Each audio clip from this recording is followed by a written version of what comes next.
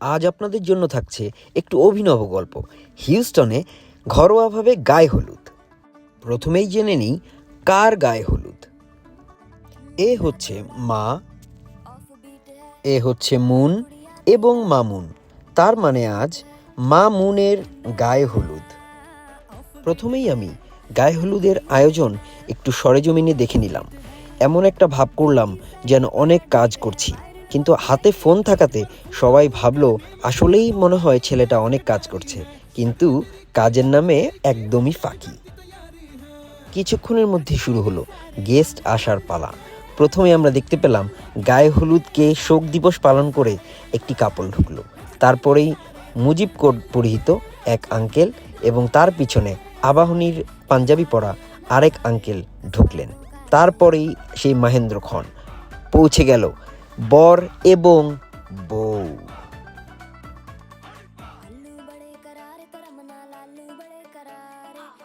অত্যন্ত ধুমধামের সাথে শুরু হয়ে গেল গায়ে হলুদ দেবার পালা। গায়ে হলুদ দেওয়াটাকে অত্যন্ত সিরিয়াসলি নিয়ে আসলেই সবাই ঠিক গায়ে বা হাতে হলুদ মাখতে থাকলো। প্রথমেই বাবা মায়ের পরে শুরু হলো বয়োজ্যেষ্ঠদের গায়ে হলুদ দেবার পালা।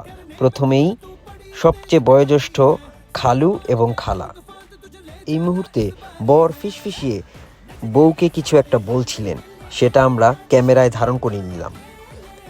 ভিডিও করার এই মুহূর্তে আমার চোখ গিয়ে পড়ল ঘরের আরেক কোণে দাঁড়িয়ে থাকা গায়ে হলুদের শোভা বাড়ানো, ঠিক গায়ে হলুদকে মাথায় রেখে শাড়ি পরা একটি সুন্দরী মেয়ের দিকে। তাকে ক্যামেরায় বন্দি করার সময় দেখতে পেলাম একটি 18-19 বছরের নিবা তার সাথে কথা বলার চেষ্টা করছে, কিন্তু সুন্দরীর চোখ আমার উপর পড়তেই চোখ আটকে গেল। এরপর একে একে গায়ে হলুদ দিতে এলেন মেঝো মামা, মেঝো মামি, বড় আপু এবং তার মেয়েরা। অনুষ্ঠানের এ পর্যায়ে ঘরের এক কোণ থেকে হঠাৎ হই হই রব ভেসে এলো। ক্যামেরা ঘোরাতেই দেখতে পেলাম হলুদ শাড়ি পরা সেই মেয়েটির উপরে ঝাঁপিয়ে পড়েছে বড় আপু এবং তার সেনা দল।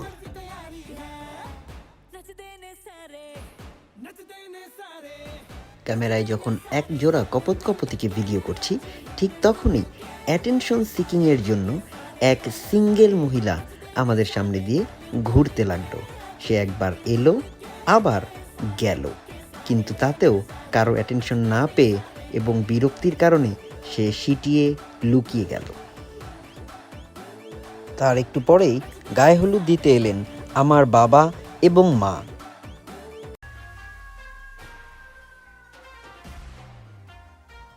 অতি উৎসাহের সাথে তারা বর এবং কনেকে প্লেট থেকে খাবার তুলে খাইয়ে দিতে লাগলেন।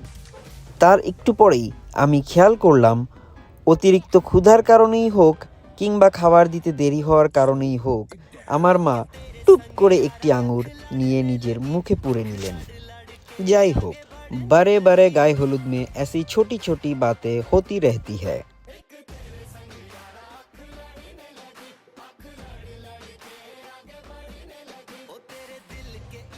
এরপরেই এলো আমাদের পালা। আমরা সুন্দরভাবে বসে ছবির জন্য পোজ দিতে লাগলাম। ক্ষুধায় আমারও পেট চো চো করার কারণে বোনকে কানে কানে বললাম আমাকে একটা আঙ্গুর তুলে খাইয়ে দে। সে আমাকে একটি আঙ্গুর তুলে খাইয়ে দিল। এই ফাঁকে আমি বললাম হলুদ শাড়ি পরা মেয়েটাকেও কিছুটা খাইয়ে দে, ওকে দেখে আমার খুব মায়া লাগছে। তাই ওকেও জামাই একটা কিছু তুলে খাইয়ে দিল, কিন্তু মেয়ের ডিমান্ড আরও বেশি। সে বলল আমাকে ফল না, আমাকে মিষ্টি তুলে দিন। এদিকে এত খাবার দেখে আমার খিদা চাগিয়ে ওঠার কারণে আমি বললাম আমাকেও খাইয়ে দে। বর এবং কনে তখন আমার সাথে কিছুটা পোংটামি করতে লাগলো। তারপরেই ছোট খালু এবং ছোট খালামুনি ছবি তোলা এবং গায়ে হলুদ পর্ব শেষ করলেন। একে একে আরেক দল কপতি। তারপরেই শুরু হলো অনুষ্ঠানের খাওয়া পর্ব। কেউ টেবিলে বসে খাচ্ছেন, কেউ দাঁড়িয়ে খাচ্ছেন, কেউ খাবার বেড়ে দিচ্ছেন, কেউ খাবার জন্য অপেক্ষা করছেন, আর কেউ হাবাতের মতো খাবার খেয়েই চলেছেন। এই দেখতে পাচ্ছি এই অ্যাটেনশন সিকিং আপু হাতে সবার প্রথমেই প্লেট চলে এলো, সে একটি বোতলও বগল দাবা করে নিলেন। এরপরে আমরা দেখতে পেলাম একজন বাবা তার মেয়েকে খাইয়ে দিচ্ছেন। কিছু বুভুক্ষু মানুষ খাবার পেয়ে ভি সাইন দেখাচ্ছেন, কেউ চামচ দিয়ে গল্প করতে করতে খাচ্ছেন, কেউ হাসতে হাসতে খাচ্ছেন,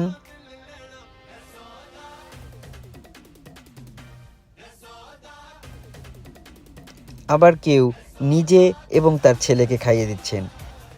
আবার কেউ কেউ অন্য কারো তোয়াক্কা না করে নিজের চোখ ডলতে ডলতে নিজেই খেয়ে যাচ্ছেন। কিছু দূর চোখ ঘোরাতেই দেখতে পেলাম একজন একটি অবলা শিশুর প্লেট থেকে খাবার ছিনিয়ে নিয়ে খাচ্ছে। আবার তার কিছু দূর পরেই দেখতে পেলাম ম্যান সিটির পাঞ্জাবি পরা আরেক ভাই হেসে হেসে খাবার খাচ্ছেন। এভাবে খাওয়ার পর্ব শেষ হওয়ার সাথে সাথেই শুরু হলো এন্টারটেইনমেন্ট পর্ব।